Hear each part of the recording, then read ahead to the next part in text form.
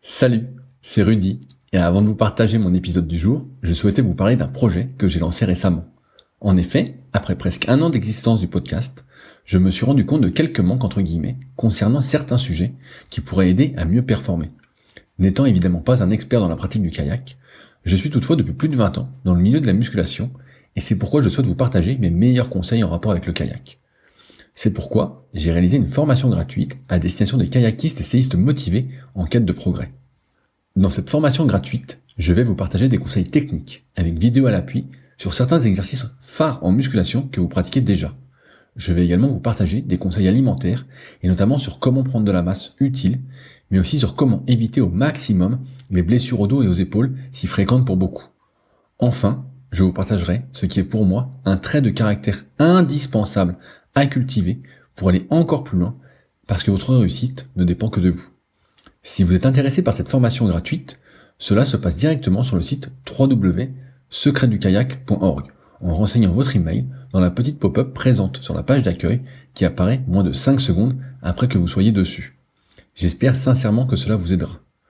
N'hésitez pas à me faire un retour après avoir suivi cette formation gratuite si vous aviez des idées, questions ou suggestions. Salut, c'est Rudy et je vous souhaite la bienvenue pour ce nouvel épisode des Secrets du kayak. Le but de ce podcast est de vous partager ma passion du kayak et du sport en général et de partir à la rencontre des champions. Qui sont-ils et que font-ils pour performer au plus haut niveau ? Aujourd'hui, je vous partage ma conversation avec Thierry Moureau, un des précurseurs du wave ski surfing en France. Qu'est-ce que cette discipline ? Comment s'est-elle développée ? Et en quoi consiste-t-elle exactement ? On revient évidemment sur le parcours de Thierry, mais aussi et surtout de sa découverte et de ses aventures en wave ski surfing. J'espère donc que l'épisode vous plaira. Je vous laisse maintenant découvrir Thierry et ses secrets. Salut Thierry, comment ça va aujourd'hui ?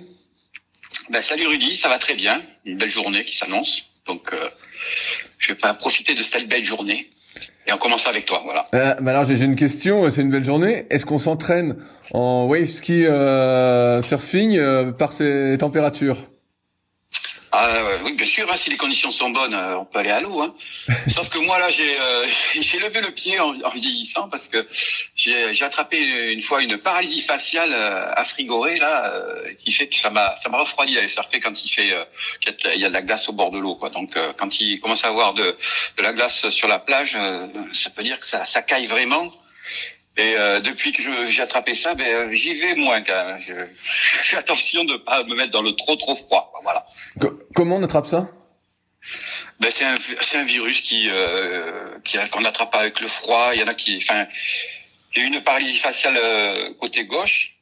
Suite à ce gros coup de froid, et mon médecin me disait que il y a 15% qui restent bloqués, et puis les autres, c'est un virus, donc on attrape ça dans l'air. Donc avec ce froid. Okay. Il me disait que ça arrivait aussi à ceux qui étaient en mobilette ou il y avait des conditions qui faisaient apparaître ces paralysies, quoi. Okay. Donc avec ce froid, moi j'ai été surfer avec ce froid, mais en vieillissant on attend les heures les plus chaudes. Alors comment mais l'hiver on surfe. Comment elle démarre ton activité toi avec ta découverte du kayak ? Alors la découverte du kayak, ça a commencé, j'avais 16 ans. J'ai un pote qui m'avait branché en me disant viens à Bordeaux-Lac, il y a de l'aviron. Alors j'étais parti avec ma sœur voir de l'aviron, et puis j'ai essayé l'aviron, ça me plaisait pas trop d'avancer en marche arrière. Ah oui. Et puis à côté il y avait le club de kayak où il y avait un moniteur qui était un mec qui était à l'eau en canoë, et puis en discutant avec lui, c'était un étudiant qui tenait le club, et puis il m'a tenu des propos sympathiques, et puis il nous a fait essayer, et puis j'ai accroché, voilà. Avec ma sœur, on en a fait pendant un an, avec ma sœur, elle en a fait qu'un an, parce qu'elle a trouvé que c'était quand même assez froid de tomber dans la rivière. On a été faire des rivières et tout. Donc elle a arrêté, mais moi j'ai continué. Voilà, j'ai commencé à Bordeaux-Lac. Et à Bordeaux-Lac, c'est quoi ? C'est une rivière qu'il y a ? Non, à Bordeaux-Lac, c'est sur le lac. Sauf que le moniteur, justement, lui, il était plutôt branché rivière. Ben oui, parce que j'allais dire Bordeaux-Lac, je vois où c'est, et il n'y a pas de... Non, mais comme tous les moniteurs sont un peu à l'origine de la pratique dans les clubs, c'est-à-dire que les moniteurs orientent un peu suivant la pratique et suivant ce qui est le plus pondérant, on va dire, dans les clubs. Donc à Bordeaux-Lac, il était en refonte, on va dire. Il y avait pas grand monde. On était une vingtaine de licenciés, et c'était orienté la pratique loisir, découverte des embarcations sur le lac, mais après faire des sorties en rivière. Et ce qui était reproché justement à Bordeaux-Lac, c'est que on nous voyait pas parce qu'on était partis régulièrement tous les week-ends à droite à gauche à faire de la rivière. Donc on a commencé par des rivières qui sont aux alentours, c'est-à-dire le Ciron, la Leyre, et puis après on est parti sur l'eau Vézère, et puis au fur et à mesure on partait de plus en plus loin dans les Pyrénées au fur et à mesure du niveau, puis voilà. Mais j'ai commencé moi le kayak à Bordeaux-Lac sur du plat, mais pour chercher de l'eau vive en fin de compte. Donc toi, progressivement, tu t'es plus dirigé vers l'eau vive alors? C'est ce qui te plaisait? Ça me plaisait parce que le moniteur nous orientait vers ça, et puis on touchait à tout, on touchait quand même à toutes les embarcations sur le lac. Mais l'eau vive, c'était quand même quelque chose qui me faisait du bien. On partait tous les week-ends. C'était vraiment excellent au niveau de la pratique. Prendre un camion, la remorque, tout ça pour moi c'était nouveau. C'était ça, s'en aller de la maison. Franchement, la première année, c'était excellent. Et pourquoi après la première année, ça n'allait plus? Après la première année, si, ça allait très bien. Mais justement, moi, j'ai continué et j'ai pratiqué sur le lac pour pouvoir continuer à m'entraîner, pour pouvoir justement arriver sur les rivières en étant en forme. Faisant du plat, c'est-à-dire avec des kayaks, c'était des vieux kayaks, c'était des bouchons. Les kayaks slalom commençaient à arriver un peu plus plat plus tard, mais on a commencé avec des embarcations assez lourdes, donc on s'entraînait sur le lac. Donc on faisait des allers-retours, des zigzags. Enfin voilà, c'était l'école de pagaie de base, quoi. C'était en quelle année, Thierry, pour recontextualiser? Moi, les années 80. Ok, les années 80. 1980. Ah ouais. Et en les années 80, tout le matos commençait à évoluer, quoi. Donc au départ, il y avait du vieux matos qui traînait, puis au fur et à mesure, ça a accéléré, on s'est mis à construire aussi nos propres kayaks. Voilà, première année que je dis, moi c'est la première année qui a été vraiment le déclencheur, mais après les autres années, ça enquillait derrière. Pour moi, c'était parti, quoi, le kayak. Sauf que le seul truc qui m'a arrêté, c'est l'armée. Ah oui. Ouais. Enfin, ce qui m'a arrêté pendant un an, j'ai levé un peu le pied, mais pour revenir encore plus fort, quoi. C'est-à-dire revenir à fond dans le kayak, parce qu'à l'armée, on fait quand même du sport, mais j'avais fait un petit frein, on va dire, pour les week-ends. J'étais pas aussi disponible, j'arrivais trop tard pour partir. Enfin bref. Mais là, j'allais te dire, est-ce que tu t'es illustré dans ces jeunes années en tant que compétiteur? Non. En fin de compte, j'ai pas fait de compétition au départ en kayak. Moi, je te dis, on s'entraînait sur le lac pour pouvoir être à l'aise en rivière. Les mercredis soirs en piscine, tout ça permettait de naviguer, on va dire. Sauf que j'ai fait beaucoup de compètes moi avant, et c'est pour ça que j'avais levé le pied aussi. Je faisais de la natation. J'étais au Girondin de Bordeaux. J'étais entraîné par Jean Boiteux qui était assez virulent dans ses entraînements. Ça fait que j'ai fait de la compétition en natation qui m'a laissé des traces un peu dures, on va dire, parce que c'était des entraînements assez costauds et j'avais plus envie d'entraînement et de compétition. Enfin, j'avais envie de pratique loisir et de plaisir. Voilà. Et je retrouvais plus trop de plaisir. J'ai commencé la natation avec du plaisir et je retrouvais plus de plaisir dans la natation. Et puis c'était un âge aussi où on commençait à arriver avec les copains, les copines. Et donc j'avais plus trop envie derrière la compétition. J'avais fait beaucoup de compétitions UNSS à l'école. Et c'est vrai que ce côté kayak, je le voyais en tant que pratique loisir, on va dire. Qu'est-ce que tu fais comme étude à côté du kayak? Moi, j'ai fait un apprentissage électricien.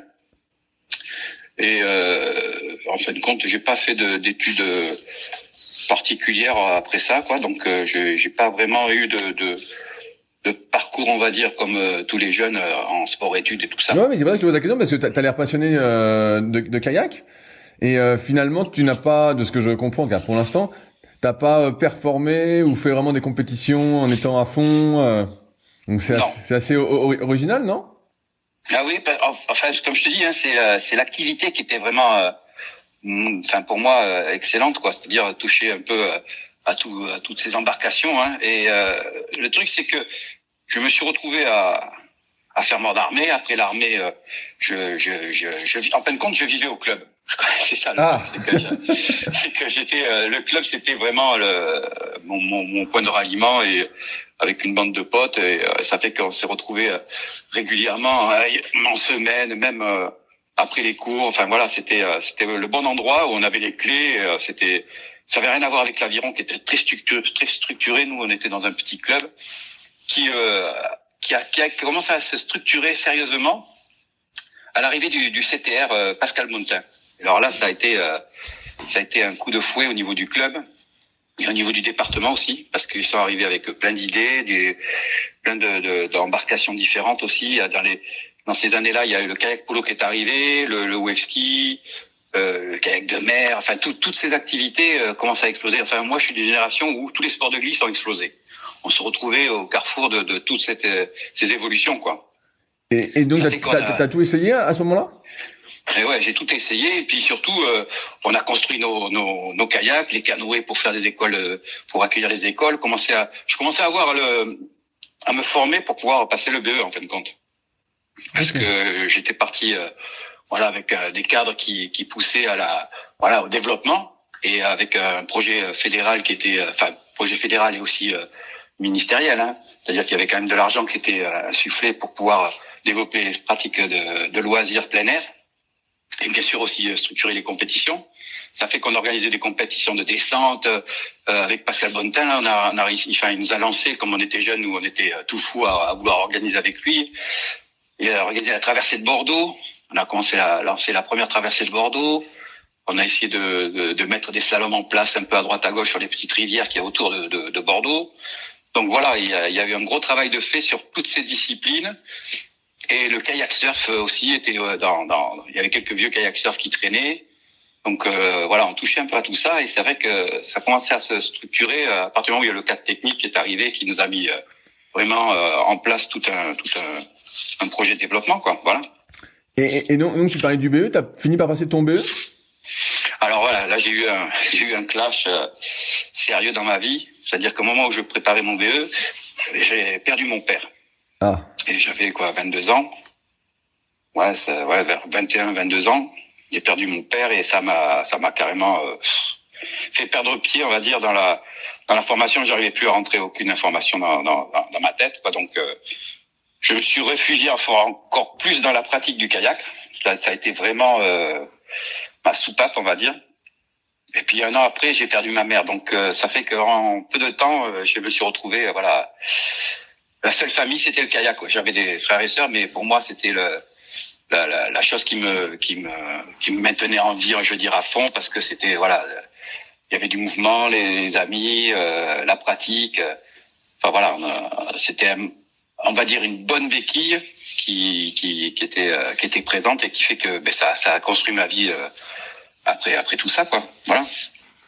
Donc le BE, j'ai laissé tomber. Et à la suite de ça, je suis rentré à la mairie de Bordeaux. Voilà, parce que mon père travaillait à la mairie de Bordeaux, donc je suis rentré à la mairie de Bordeaux, et ça m'a fait, j'avais un boulot alimentaire. Je suis rentré à la propreté, à conduire des engins. J'avais les permis, vu que j'étais à l'armée, j'avais réussi à avoir mes permis, donc je conduisais des engins, et ça fait que j'avais trouvé un créneau en plus pour pouvoir. C'est là où ça s'est enquillé, où j'ai commencé à m'entraîner sérieusement, parce que le cadre technique, il avait quand même réussi, avant que je rentre à la mairie de Bordeaux, ils avaient réussi à me faire des contrats aidés au niveau du CD. Donc, on avait réussi à faire des programmes d'entraînement avec les jeunes. Et c'est là où j'ai commencé, juste un peu avant où je préparais mon BE à ce moment-là. Il y a Christophe Rouffet qui est arrivé, et là, je pagayais régulièrement sur le lac, à fond, on va dire. Voilà, c'est les entraînements au départ, c'était, on fait des tours de lac à fond. Au début, on y va doucement, puis après, à fond. C'est la course, quoi. C'est la course. Ouais, c'est ça. C'était toujours se tirer la bourre. Ça, il y avait les chronos n'étaient pas encore de sortie. On s'entraînait, à se tirer la bourre entre nous, quoi. Et combien de kilomètres il fait le tour? Parce que ça n'a pas l'air bien grand, si? Non, c'est pas grand, mais on fait des allers-retours, hein. Ah. On se faisait 5 ou 6 allers-retours, voire plus. Voilà. Ouais, il fait à peu près, pas tout à fait 1500 mètres. Ok, donc ça fait 3 kilomètres aller-retour, quoi. Ouais, c'est ça. On en faisait 6, 7, ça dépendait. Mais à ce moment-là, t'étais en course en ligne alors? Ouais, course. Enfin, si j'ai fait d'abord du slalom sur le plat, la fin du slalom des embarcations manœuvrières. Et c'est vrai qu'après on est parti. J'ai commencé avec un CAPS au tout début, puis après on avait les Orions. Donc on commençait à se tirer la bourre. Et j'ai pareil, les pagaies, c'était pagaies en bois, les Azali là. Alors c'était joli, hein. Mais c'est vrai que quand C'était bien lourd, quoi. Surtout, c'était lourd. Ah ouais, c'était lourd, ouais. Lourd et long. Ah ouais. Il fallait les traîner quand même, ces pagaies. Donc c'est quand même. Enfin à Bord-de-Lac, on avait quand même une bonne base. Et donc ça permettait de jouer avec toutes ces embarcations. Et moi c'est ce que j'aimais, c'était toucher un peu de tout, être polyvalent, quoi. Et je cherchais pas la performance. Alors la performance, là, je la cherchais pour moi simplement, pas au niveau du chrono. Et puis Pascal nous a commencé à nous structurer aussi au niveau muscu, sophro, étirement, et ça c'était des bonnes bases, quoi. Alors, au début, ça me branchait pas trop, c'était pas, mais je vois ce qu'il a semé là, ça a été très bénéfique pour la suite, quoi. Comment t'en arrives au wave ski alors?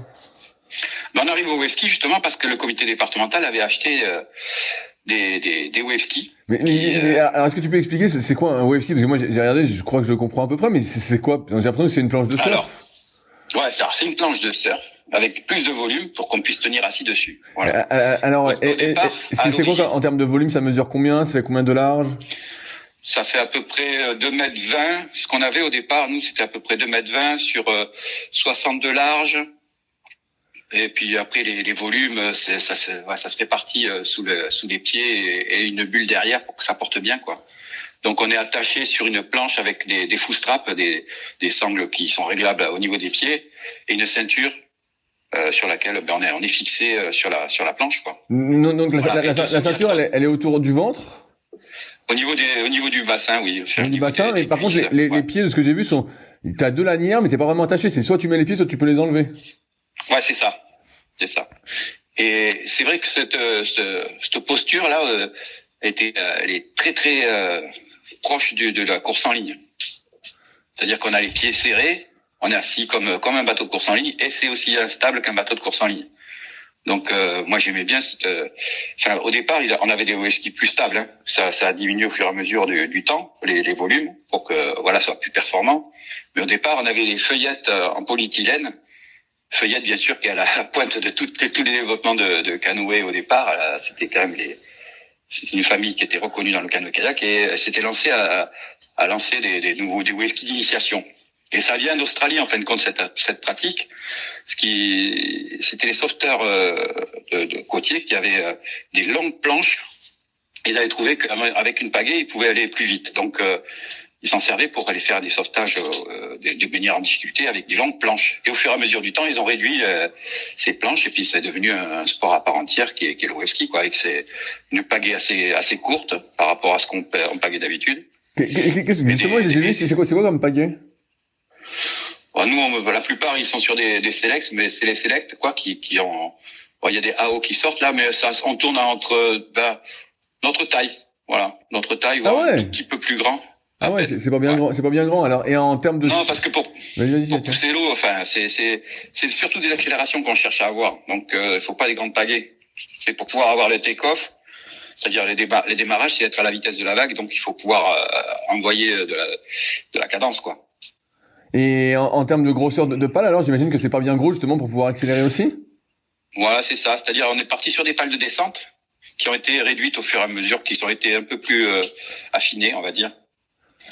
Mais on est parti sur des pagaies qui ressemblaient plutôt à la descente. Donc après on pagaie.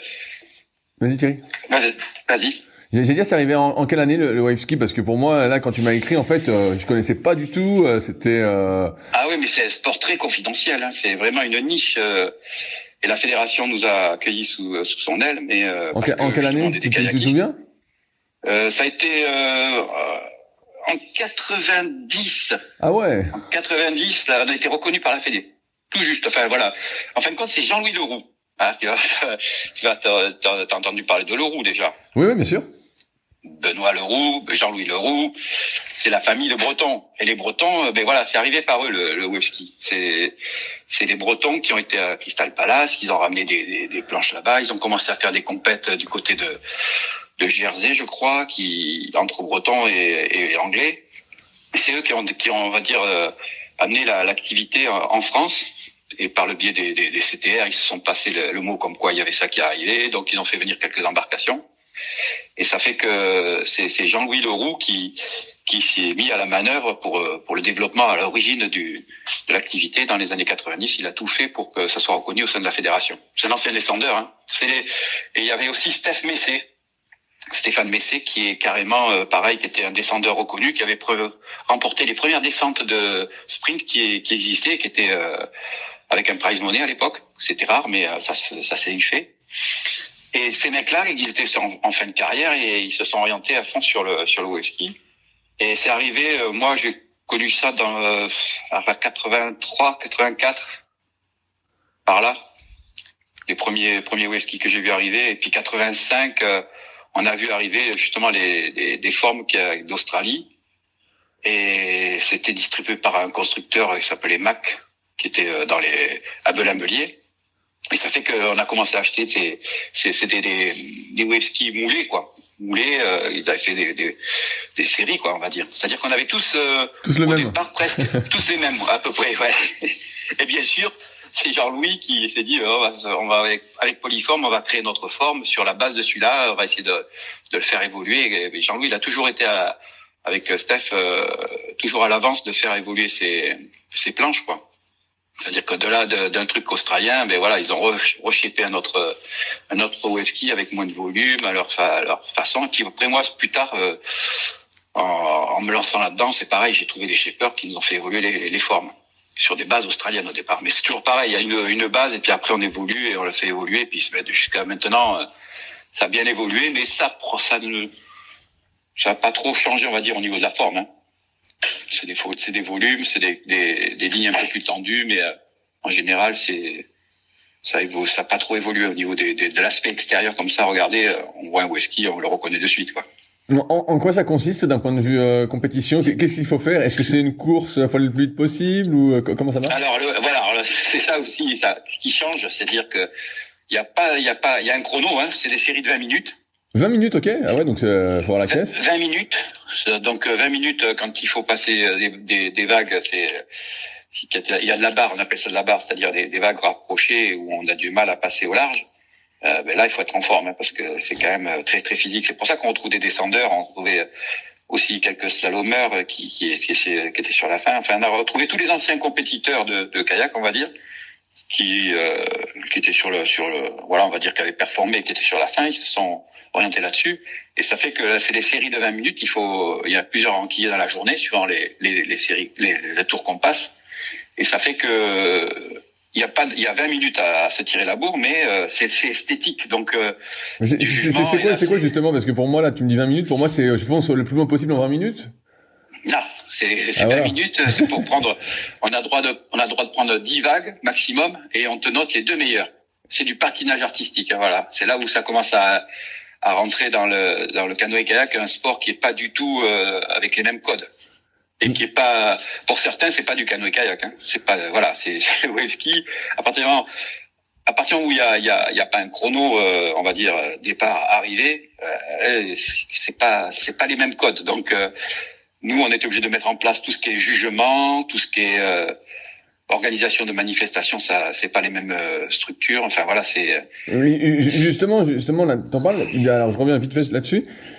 C'est quoi comme figure? Est-ce que ça peut s'apparenter un peu comme à du skateboard ou du, je sais pas comment dire. On fait toutes les figures de surf. Ok. C'est comme en surf. On fait toutes les figures. Et la figure reine du wave ski, c'est l'aérial, c'est-à-dire s'envoyer en l'air avec la puissance de la vague. C'est-à-dire qu'on percute la vague, on décolle et on atterrit. Enfin, t'as dû voir quelques images. Oui, oui, bien sûr, j'ai regardé pas mal de vidéos sur YouTube. Donc ça, c'est la figure reine, et la figure la plus difficile à faire en wave ski, c'est le tube. Parce que on peut pas déplacer notre poids comme en surf sur l'avant de la planche pour prendre la vitesse. Ça fait que on est assez réduit au niveau du placement sur la planche, qui fait que c'est pas facile à faire des tubes. Quand on fait des tubes, c'est vraiment qu'on est hyper bien placé, et qu'on a une super lecture de vagues, et tout ça, ça se travaille, quoi. Ça s'apprend au fur et à mesure du temps. C'est pas simple, c'est pas inné, quoi, on va dire. Il faut vraiment rentrer plein de paramètres avant d'arriver à bien se placer, à réaliser les bonnes figures sans gestes parasites, parce que c'est un tout, quoi. Parce que tout début en whisky, on pagayait beaucoup dans la vague pour générer de la vitesse des fois et créer des figures. Et moi, je me suis battu pendant des années avec les autres compétiteurs quand on se jugeait en plus entre nous. C'était pas facile. Autant dire que c'était des fois c'était un peu rugueux, quoi, les conversations, parce que moi j'étais partisan du moindre coup de pagaie. C'est-à-dire on pagaie pour chercher la vague, mais une fois qu'on est sur la vague, on pagaie plus et puis on réalise un maximum de figures avec la puissance de la vague. Donc si on n'est pas bien placé sur la vague, c'est sûr qu'on est obligé de mettre des coups de pagaie. Si on est bien placé, normalement, la vague fait tout ce qu'il faut pour avoir la vitesse, quoi. Un peu comme en surf-ski, si tu prends bien la vague, c'est bon, sinon tu pagayes à contre-courant, tu pagayais pour rien, quoi.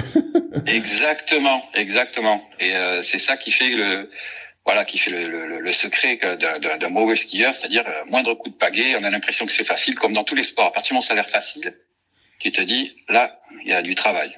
Voilà. Il y a la maîtrise. Donc sur la codification du sport, comment ça s'est mis en place? Parce que tu me dis au début, voilà, on avait des planches qui venaient d'Australie. J'imagine qu'il y avait pas vraiment de compétition, parce que tu me dis il y avait même pas d'arbitre, vous vous jugiez entre vous. Comment ça s'est mis en place? Ouais.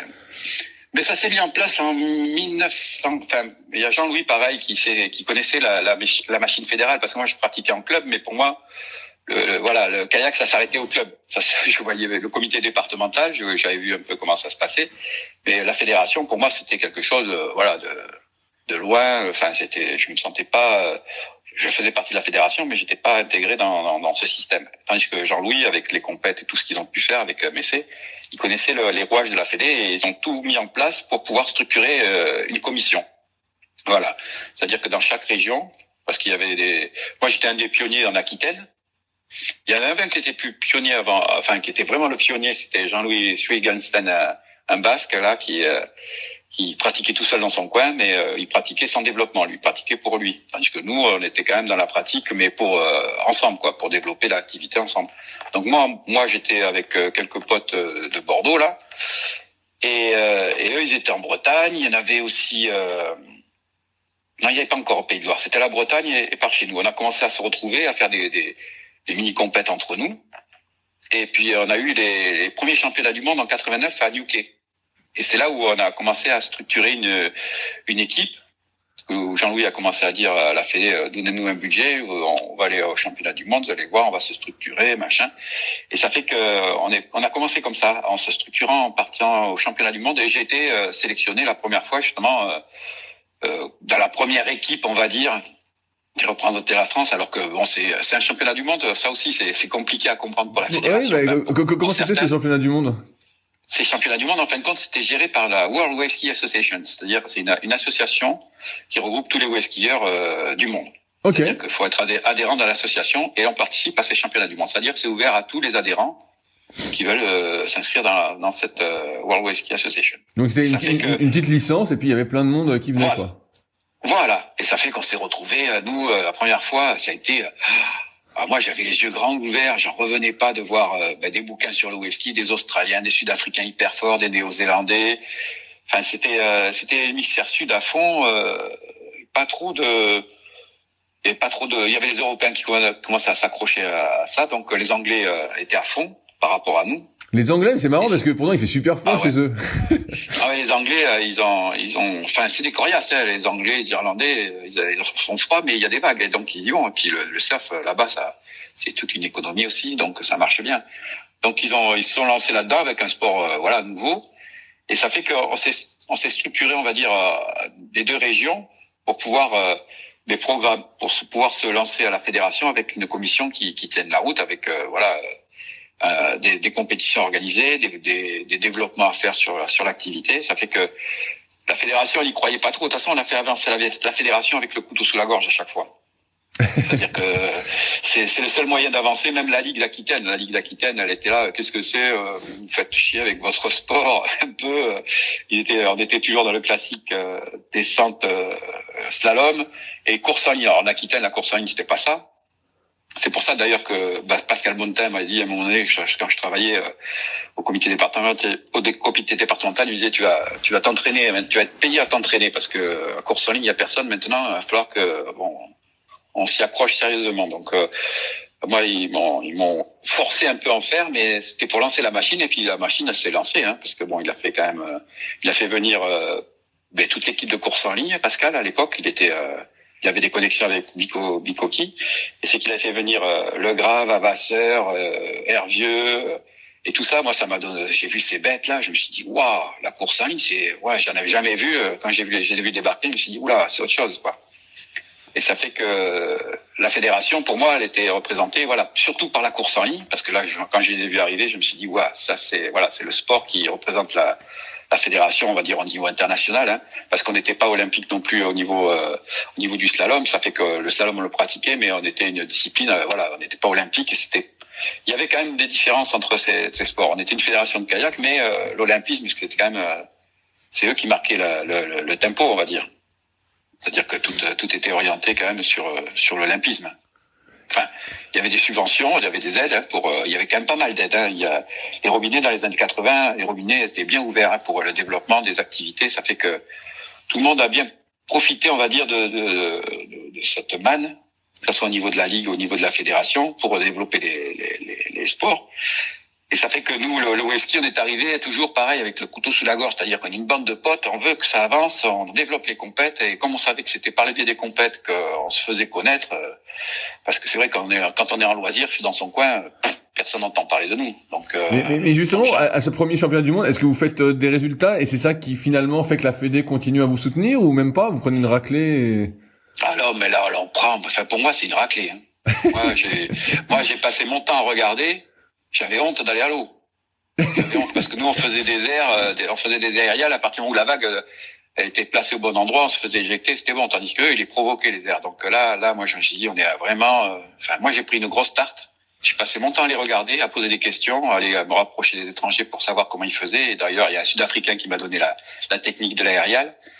Et c'est là où ça a décollé, on va dire, au niveau compétition vraiment, parce que là on était vraiment avec les John Christensen, c'était la référence. On avait des vidéos de lui, nous, parce qu'il y a un pote qui avait fait venir des vidéos d'Australie, donc on regardait les vidéos. Enfin, moi je regardais les vidéos à fond, comment il faisait pour pouvoir faire les mêmes figures. On avait les mêmes engins, donc je me suis dit, s'il arrive à faire ça, je dois y arriver. Sauf que ils avaient un niveau supérieur. Quand on est arrivé là-bas, ils avaient déjà fait évoluer leur forme.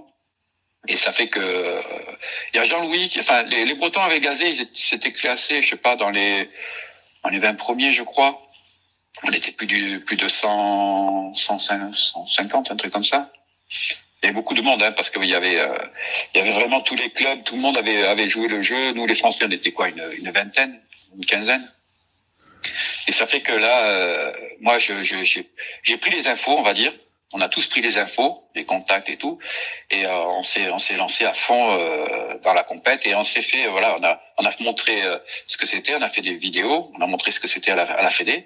Jean-Louis a monté le dossier, puis on a continué à avancer comme ça avec une programmation d'une compétition et une coupe du monde aussi sur la Bretagne, pour pouvoir montrer le dynamisme de l'activité, qu'on était capable de développer autre que sur les rivières et le lac, de développer en mer des activités comme au départ le kayak de mer, l'Océan Racing au tout départ, et le wave ski ont débuté à peu près en même temps. Le wave ski avant et l'Océan Racing après, quoi. Mais sur le wave ski, est-ce qu'aujourd'hui, si je veux apprendre, il y a des clubs de wave ski spécifiquement? Oui, il y en a, mais il y a beaucoup de clubs aussi qui pratiquent un peu de tout, où il y a du wave ski dedans. Mais des clubs très spécifiques, il y en a pas beaucoup sur la côte, Il y en a, je sais pas, une dizaine. Ah, vous êtes une dizaine quand même parce que toi t'es vers Bordeaux, mais j'ai vu le championnat de France c'était à Lacano, donc les clubs sont dans ce coin-là. Je suis président du club de Lacano, moi. Ok. C'est-à-dire que j'ai repris le club en 2000 parce que j'étais compétiteur avant et que je m'occupais pas du tout du club, Quand on est compétiteur, on représente le club, mais on passe notre temps à s'entraîner. Moi, je passais mon temps à aller chercher les vagues, donc je m'occupais pas de l'encadrement ou quoi que ce soit. Donc c'est pas mal ça comme truc. Je cherche les vagues. Ah ouais, c'était l'objectif. En plus, j'avais un boulot à la mairie où j'ai travaillé qu'à partir de 15 heures. J'avais toutes mes matinées de libre. Donc je me suis acheté un fourgon, un van à l'époque. J'avais vraiment la panoplie du pur, on va dire le beach boy quoi. C'est le van avec les peintures dessus, les jantes larges. Et je cherchais les vagues. J'avais toutes mes matinées. C'est-à-dire que j'allais bosser. Je débauchais, j'allais dormir à la plage. Il y avait des vagues, je me levais. Il n'y a pas de vagues, je dormais un peu. Après, j'allais quand même aller à l'eau, mais suivant les conditions, voilà. Et ça fait que je m'entraînais tout le temps, quoi, tout le temps, à chercher les vagues. Et au tout début, je comprenais pas parce que je voulais les conditions n'étaient jamais trop adaptées parce que personne nous donnait des conseils sur les vagues. Les surfeurs, ils nous aimaient pas trop. Enfin, en plus là, on n'était pas nombreux, mais ils nous aimaient pas quand même avec notre pagaie parce que vu qu'on prenait plein de vagues, ça les énervait. Donc c'était compliqué parce que nous au départ, kayak, c'est en pagaie, hein. On pagaie, on va chercher les vagues, on n'arrête pas. C'était une façon de voir l'activité qui était pas du tout comme on la voit maintenant, quoi. C'est-à-dire que là, même si des fois je mettais 20 minutes pour passer la barre, c'est-à-dire que je pagayais pendant 20 minutes pour pouvoir accéder au large, pour aller chercher des vagues qui étaient au large, qui étaient praticables. Donc autant te dire 20 minutes à ramasser, faut pas lâcher l'affaire. Et c'était des rythmes d'entraînement, on va dire de plaisir sans chercher de performance. C'est-à-dire qu'on s'entraînait pour aller se faire plaisir, chercher des vagues. Et c'est ça qui est bien aussi, enfin, ces activités, c'est qu'à partir du moment où on se fait plaisir, on se rend pas compte qu'on s'entraîne. Voilà. Et c'est pour ça qu'on a quand même pas mal de sportifs de haut niveau en wet ski, c'est que les mecs, une fois qu'ils ont accroché, ils s'amusent, quoi. Donc, ils s'amusent, ils s'entraînent, ils s'en rendent pas compte qu'ils pagaient, donc il faut leur faire prendre conscience que c'est quand même un sport, c'est un sport comme les autres et il faut faire attention parce que, on peut se péter, on peut avoir des surentraînements, enfin, tout ce qui va autour, quoi. Justement, je voulais te demander, j'ai vu dans les vidéos que, en fait, il y avait quelques bases quand même techniques à avoir pour en faire. Notamment le fait de savoir esquimoter. Est-ce qu'il y a donc ça, j'imagine que ça s'apprend. Donc au fil des podcasts, j'ai cru comprendre, ça s'apprenait souvent quand t'es gamin ou sur des bateaux de slalom, des petits bouchons. Est-ce qu'il y a d'autres prérequis qu'il faut avoir pour pouvoir pratiquer, on va dire, en limitant les risques d'un point de vue technique? Non, c'est comme la pratique du kayak en général, hein, c'est-à-dire qu'on fait attention aux épaules. Ce qui peut se déboîter régulièrement, c'est les épaules, quoi. C'est ça. Hein. C'est les appuis violents, les esquimotages répétés, parce qu'en haut ski, on esquimote beaucoup. Hein. On esquimote beaucoup pour pouvoir passer. Quand on n'arrive pas à passer par-dessus les vagues, on passe par-dessous. Donc, il faut avoir une aisance et de l'apnée quand même assez costaud, quoi. Au niveau du haut ski, ça demande quand même des conditions physiques, costauds, hein, parce que. Est-ce que c'est quelque chose que vous travaillez justement, ces apnées, la respiration, tout ça? Oui, on travaille en piscine. Hein. Comme j'étais nageur au départ, quand on se retrouve en piscine pour apprendre à esquimoter, tout ça, moi, ça faisait partie des entraînements. Je me mettais des séances d'apnée, quoi. Et dans les années 80, entre 80 et 90, on s'est entraîné quand même pas mal en natation et en apnée, quoi. Donc ça permettait d'être tranquille sous l'eau quand on se faisait brasser, parce que ça brasse quand même l'océan. Quand on cherche l'eau vive, moi, ce que je cherchais, c'était l'eau vive. Donc quand le CTR a dit on va développer la pratique de proximité, au lieu d'aller chercher des rivières qu'il n'y a pas, déjà tu vas faire de la course en ligne. Après, si tu veux un peu d'eau vive, tu vas aller à l'océan. Et ça fait que ça se mariait bien pour moi. Un peu de course en ligne, ça me faisait des gros bras, la piscine, natation, apnée, et puis après à l'océan, je mettais en pratique tout ça et je passais des fois 8 heures à l'eau. Hein. Ouais, mais j'allais te dire, comment ça se codifie un peu l'entraînement, parce que tant qu'il y a des vagues, tu continues, tu t'arrêtes quand? C'est ça, c'est quand t'es en forme, tu t'arrêtes quand t'es mort, quand t'es épuisé, que t'en peux plus. C'était vraiment c'est du pur plaisir, mais avec du physique, quoi. C'est-à-dire que il y a beaucoup d'attentes entre les séries aussi, hein. C'est-à-dire que tu récupères, tu te tires la bourre, mais tu peux y rester longtemps. Parce que tu récupères une fois que tu as passé la vague, enfin tu as passé la barre, tu attends ta vague, tu prends ta vague, tu repasses la barre, t'attends, suivant les conditions, tu peux rester très longtemps à l'eau, ou tu peux passer beaucoup de temps à passer la barre pour prendre très peu de vagues. Mais c'est confortable la planche? Je veux dire, il y a pas de siège, donc t'es les fesses directement sur la planche. Ah ouais, c'est pas confortable. On a mis des sièges en mousse quand même. On a des sièges en mousse au départ, on avait des mousses. On a quand même des sièges qui sont assez confortables. Et c'est la position, c'est-à-dire qu'on enlève les pieds des footstraps et on les met sur les côtés parce qu'autrement on peut pas tenir. Il faut un gainage terrible pour pouvoir être toujours Ouais, droit. j'allais te dire, si tu tiens 8 heures dessus, t'es mort. Déjà, tu tiens une bonne Il faut heure. avoir des abdos, enfin toute la ceinture abdominale. C'est pour ça que je te dis la course en ligne, enfin les entraînements qu'on faisait, c'était bénéfique parce que ça nous permettait, voilà. Et puis même en cela, moi j'ai appris à pagayer bien droit, c'est-à-dire que c'est tout ça, ça se met en place et ça se transpose sur le wave ski. Et puis comme tu vois, comme en course en ligne, quand on veut faire un virage à droite, on appuie sur la jambe droite, c'est-à-dire qu'on est en isométrie, on travaille aussi sur les jambes, même si voilà. Mais tu peux pas vraiment pousser sur les jambes, t'as pas de cale-pied, si? Ah ben si, t'as des cuvettes au niveau des talons. Ah, il y a des cuvettes au niveau des talons, ok. Et tu pousses sur les talons. Et c'est le secret du wave ski, c'est-à-dire qu'il y en a plein qui croient que c'est un fauteuil Louis XVI, c'est-à-dire qu'on est assis dedans et puis qu'on surfe tranquille. Alors que pas du tout, c'est quand même très très technique au niveau au niveau des jambes, au niveau du buste, au niveau de tout quoi. Enfin c'est hyper complet quoi. C'est de l'isométrie et puis du physique au niveau à partir du bassin quoi. Hein. Du bassin jusqu'aux oreilles. Je commence à voir, à comprendre, à intégrer comment ça fonctionne. Et est-ce que tu as eu l'occasion de faire des stages justement en Australie ou avec les meilleurs, d'aller voir comment ils s'entraînaient, comment ils faisaient? Ce qu'on faisait surtout, c'est qu'on partait faire les championnats du monde et on restait un mois. Enfin, moi, je restais un mois.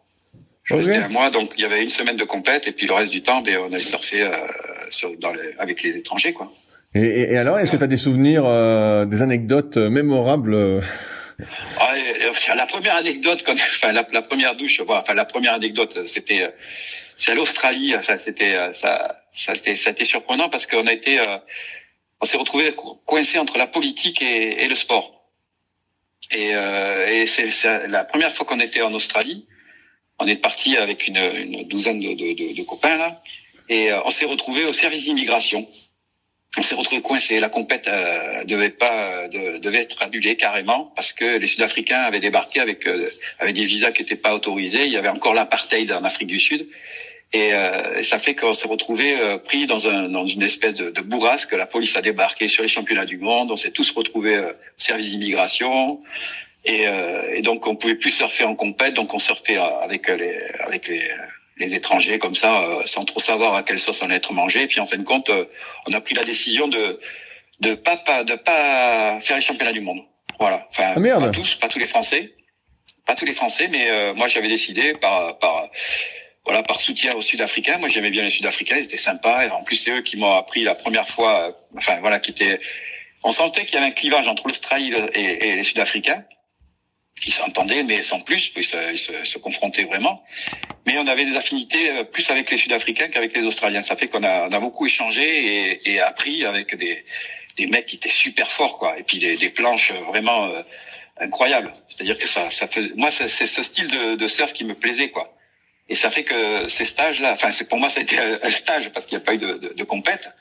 Ça a été vraiment de l'apprentissage complet sur les formes, sur les techniques, et puis des mecs vraiment, des personnes différentes entre les anglo-saxons. Je pensais pas que c'était comme ça. Enfin voilà, j'ai appris plein de choses sur ces rencontres, surtout sur l'Australie là, sur cette rencontre. Et ça fait que c'est vrai que c'était une progression, on va dire, mentale et technique par rapport à, là, on va dire, l'univers international au niveau de tous les conflits qu'il peut y avoir, parce qu'on pratique le sport, mais on se rend pas compte dans quel univers on tourne vraiment. On est axé sur notre activité. Nous, on est wave skieurs, on se retrouve entre wave skieurs, on pense pas se retrouver dans de la politique, quoi.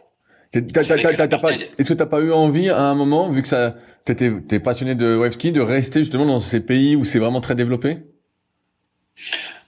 Non, parce que j'avais une facilité quand même à Bordeaux. Moi j'avais eu la belle vie et ça m'empêchait pas de voyager. Donc c'est vrai que j'avais un faible pour l'Afrique du Sud. Quand j'étais en Afrique du Sud, et puis le rythme aussi des Australiens, comment ils vivent ils sont à l'eau le matin très tôt. Enfin, ils ont une vie du matin incroyable. Enfin voilà, c'est les activités nautiques là-bas, c'est les surf-ski dans tous les sens, le sauvetage, le surf. Enfin, c'est un rythme de vie. C'est vrai que ça me donnait envie, mais bon, moi j'étais bien loti en France quand même. J'avais j'avais mon camion, je surfais comme je voulais. C'était eux, ils enviaient aussi notre rythme de vie. Enfin, c'est-à-dire qu'en France, quand ils sont venus voir la France, on a fait un championnat du monde en 95. Ils ont été surpris de la vie douce qu'on avait, quoi. Alors, ce qui les surprenait, bien sûr, c'est les seins nus, quoi, sur la plage. Ça les a cloués, il voulait rester. Ah ouais. En plus, il y avait des conditions assez, enfin, des bonnes conditions. On a eu toutes les conditions lors de ces championnats du monde. Mais moi, ça me donnait, moi, les pays étrangers, j'aime bien. Mais j'aime bien la France, quoi. C'est quand même, voilà, c'est 4 saisons. Enfin, moi, je suis placé pas loin de la montagne, l'océan. Enfin, voilà, c'est quand même, on a une belle région, nous aussi. Donc, je me voyais pas vivre. J'aime bien aller à l'étranger, mais vivre là-bas, non, parce que c'était, voilà, j'avais la facilité, des opportunités. Enfin, voilà, tout était bien calé ici, quoi. Est-ce qu'il y a une tenue officielle pour faire du UFC? Parce que j'ai vu sur les vidéos, souvent vous êtes en combinaison. Est-ce que c'est la tenue un peu obligatoire? Est-ce qu'il faut un gilet aussi? Comment ça fonctionne? Non, justement, c'est ça vu qu'on est assis sur l'eau, donc on n'a pas besoin on trempe un peu dans l'eau, mais sans plus, mais on a pris le rythme des surfeurs, c'est-à-dire des combinaisons de néoprène, et puis, suivant la température de l'eau, une épaisseur plus ou moins épaisse, quoi. Voilà. C'est-à-dire que au début, moi, j'avais des combinaisons, c'était du carton, quoi. On prenait des combinaisons de plongée, donc autant te dire que fallait avoir 2 fois plus de bras. C'était quand même assez dur, quoi, à pagayer avec ces combinaisons de plongée. Et les premières combinaisons de surf on s'est mis aux combinaisons de surf, elles étaient encore un peu raides, mais c'était quand même mieux que les plongées. Et depuis, maintenant, c'est des pyjamas, hein. C'est-à-dire qu'on met une combinaison, il y a plus, ça comprime toujours un peu les bras quand on fait l'hiver, parce que les combinaisons sont un peu plus épaisses. Mais autrement, on a des combinaisons vraiment très souples et hyper bien adaptées. Même, tu vois, on en fait en surf-ski, en wave ski, c'est les combinaisons qu'on met quand il fait froid. Autrement, tu fais en short, quoi. Ok, tu peux faire aussi en short alors. Ah, un short quand l'eau est chaude, là, tu vas aux Antilles, là, moi j'ai fait quelques stages en Guadeloupe. Voilà, tous les pays chauds où on est tous en short, on met des t-shirts pour pas cramer, c'est tout. Donc là, c'est vraiment la tenue. Comment ça se passe si quelqu'un nous écoute et il dit bah tiens, moi j'aimerais bien me mettre au wave ski, tout ça. Il y a une liste de clubs sur le site de la fédération. Il y en a. Alors bien sûr, ça demande à être mis au point, je pense, parce qu'il y a des clubs qui ont disparu, d'autres qui ont réapparu, mais il y a quelques clubs référents, hein. Il y a Anglette, après il y a des structures aussi, tu vois, on a formé des jeunes qui ont monté leur structure. Donc qui sont pas passés club. Et d'ailleurs, c'est ce qui s'est passé en canoë-kayak que depuis le temps que j'en fais, je vois que ça commence à évoluer. Il y avait pas mal de clubs, de petits clubs, et en fin de compte, au fur et à mesure, on a créé je vois que dans notre département, on avait créé une animation d'été sur la Leyre. Et cette animation d'été qui a été créée sur la Leyre, c'est une animation d'été qui a été créée aussi en wave ski sur l'océan. Toutes ces animations ont été créées de façon à pouvoir donner un appel d'air pour créer un club. Donc ça s'est créé des clubs sur la Leyre et aussi à l'océan. Moi, la Cano, au départ, c'était une animation du comité départemental, c'est devenu un club. Et ça fait que il y a des clubs qui ont basculé, ils ont basculé dans le côté privé, enfin business. Surtout la rivière, on va dire, c'était quand même plus business qu'à l'océan au départ. Et ça l'est toujours, hein. Et ça fait que les clubs, ils ont disparu, et puis c'est les structures privées qui ont pris le dessus. Et nous, les jeunes qu'on a formés, ils ont monté des structures privées qui s'affilient à la Fédé. Ils montent pas obligatoirement un club. Donc, vous voulez dire qu'ils font quoi alors? Ils vendent du wave ski, de la pirogue, du stand-up, tout ce qui se met à glisser sur l'océan. Ok, mais sauf que c'est plus un milieu associatif, c'est comme un cours de tennis ou du coaching. Voilà. Ok. Voilà. Ça, il y a des structures. Je sais que Mathieu Babary, qui a été un des pionniers, on va dire, au niveau compète international, qui a brillé. Hein. C'est lui qui a ramené le premier titre de championnat du monde junior en 95 à la Cano. Et lui, il a monté sa structure en Vendée qui s'appelle Octopus. Et ils font du surf, du wave ski, de la pirogue, du stand-up. Ils font de tout, quoi. Donc, tu peux pratiquer justement sur des structures privées ou dans les clubs. Et les clubs, il y en a pas beaucoup. En Bretagne, il y en a pas mal parce qu'ils sont quand même, c'est la pratique de proximité. Il y a pas à batailler. C'est quand t'as le club qui est au bord de la plage, ou au bord de la plage ou pas loin, qui fait que ça développe la pratique. Mais c'est pas facile à développer parce que on manquait de matériel. Bon, ça a changé depuis. Mais au départ, le frein au développement, c'était le matériel, l'encadrement et les clubs les pieds dans l'eau, quoi. Parce que c'est ça, un club qui marche, c'est quand même une vue. Enfin, moi, nous, au club de Lacanau, c'est quand même la meilleure terrasse qu'il peut y avoir en front de mer. Hein. Donc, ouais, ça va.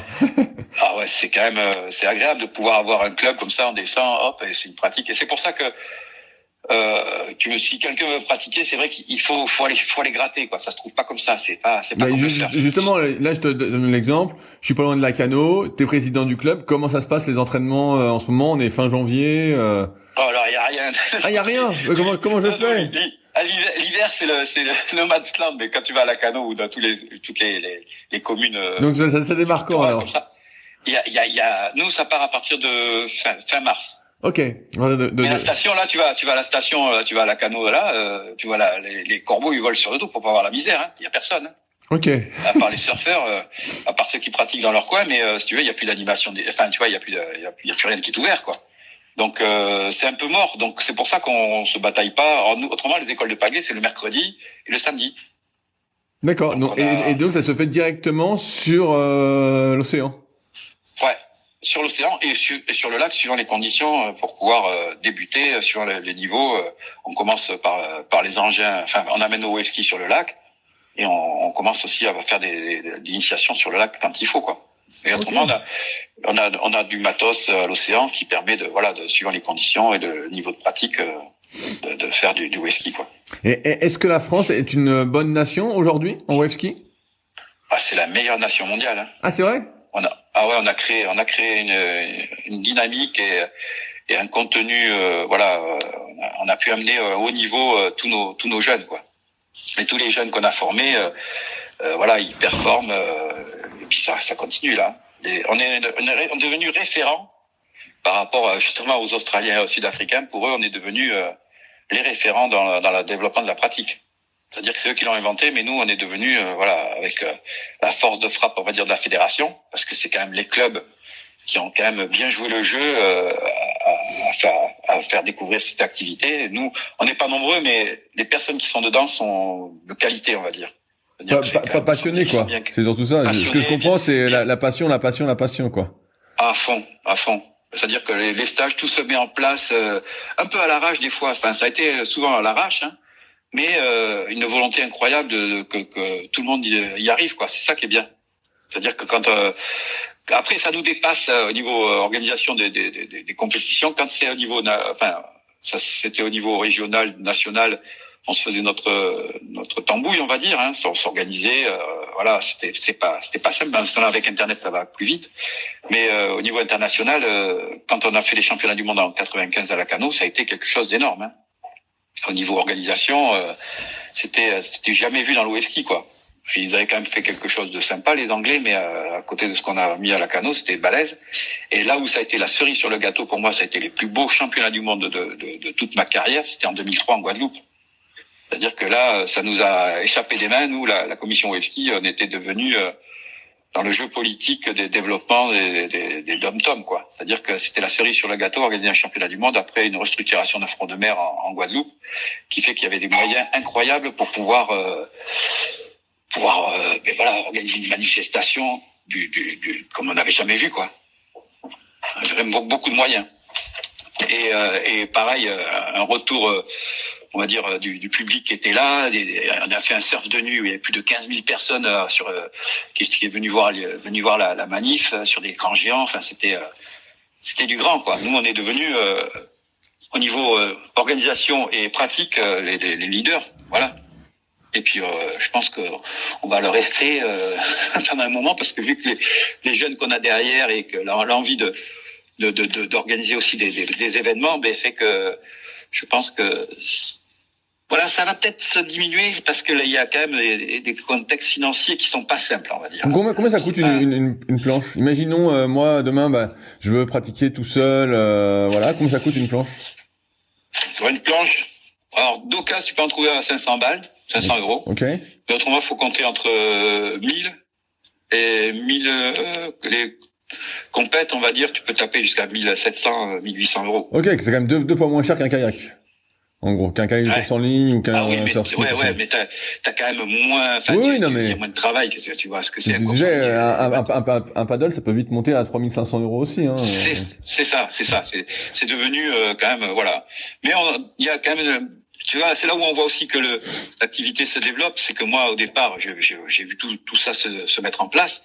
Il n'y avait pas de vidéos. Maintenant, il y a des vidéos un peu partout. Il n'y avait pas de matériel. Maintenant, on en trouve aussi d'occasion, alors qu'avant, on n'en trouvait pas. Enfin, voilà, ça, c'est pas encore le gros développement comme le surf. Et d'ailleurs, tant mieux, parce que quand je vois comment ça se passe, le développement à outrance, c'est pas, nous, c'est encadré, on va dire, encore dans les clubs. Ça, c'est bien. Tu vois, il y a de la pratique libre qui se fait, mais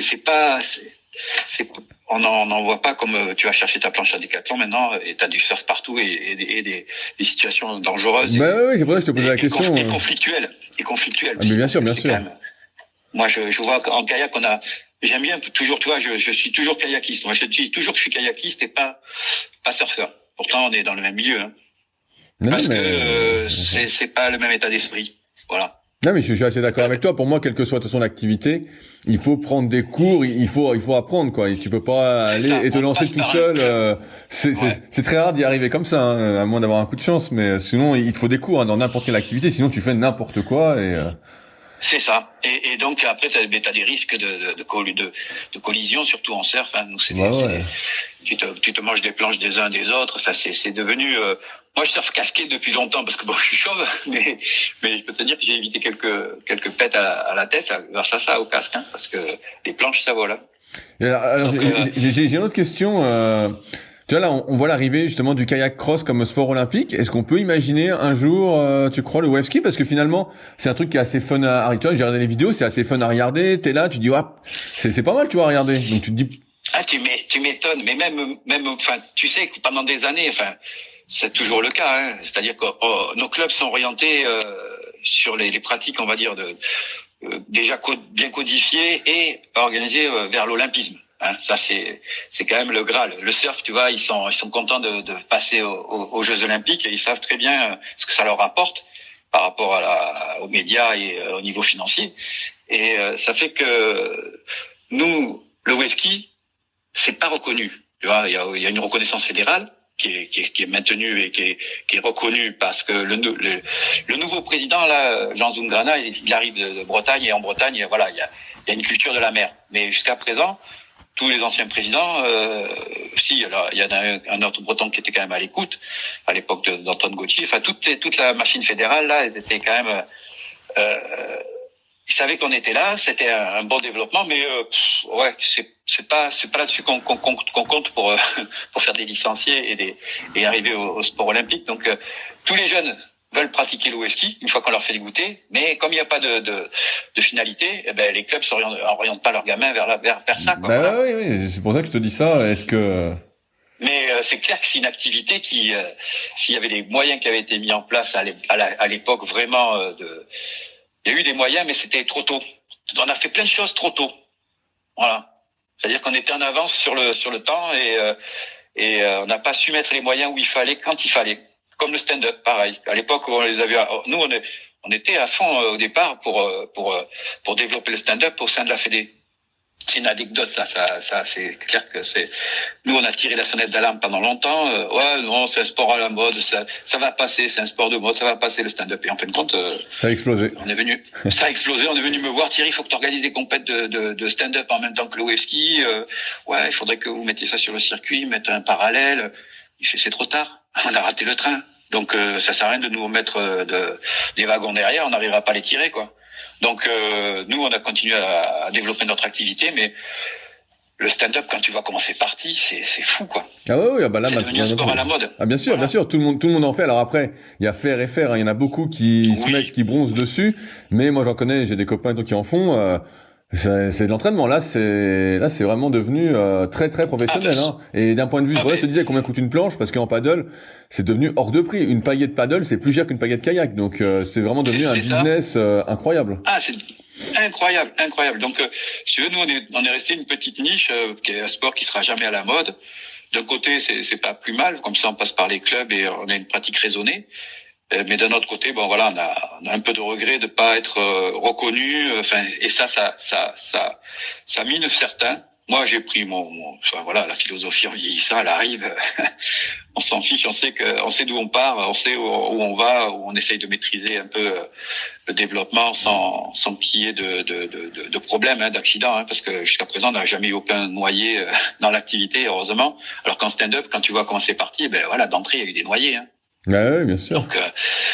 Mais c'est vrai que c'est pas un sport qui sera voilà connu. Ça sera toujours des clubs qui seront fidèles au poste, qui permettront le développement. Et notre force, c'est les clubs, parce qu'à l'étranger, ils ont pas, c'est des associations, mais ils n'ont pas le même fonctionnement que nous. Puis on a eu vachement d'aide, comme de subventions pour l'achat de matériel et autres. Donc on a quand même des municipalités qui nous donnent des bons locaux. Enfin voilà, c'est quand même c'est des atouts qui sont importants en France, quoi.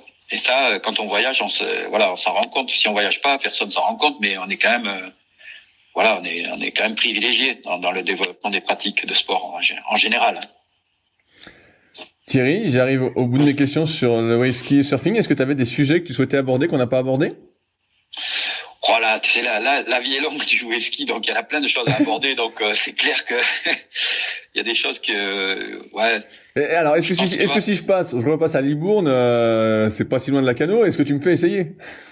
Ah bah bien sûr. Bah, tu sais quoi, le club, c'est ça qui est bonnard, c'est que le club là, il est ouvert à tous les pratiquants de canoë-kayak. À partir du moment où ils ont l'état d'esprit et qu'ils n'arrivent pas avec merci pour tout, moi c'est tu vois, parce que les gens qui viennent consommer, ça là, c'est pas trop ma tasse de thé. Donc moi, je laisse faire avec les moniteurs de l'été, mais autrement, les gens qui sont voilà du canoë-kayak, ils sont toujours bienvenus dans le club.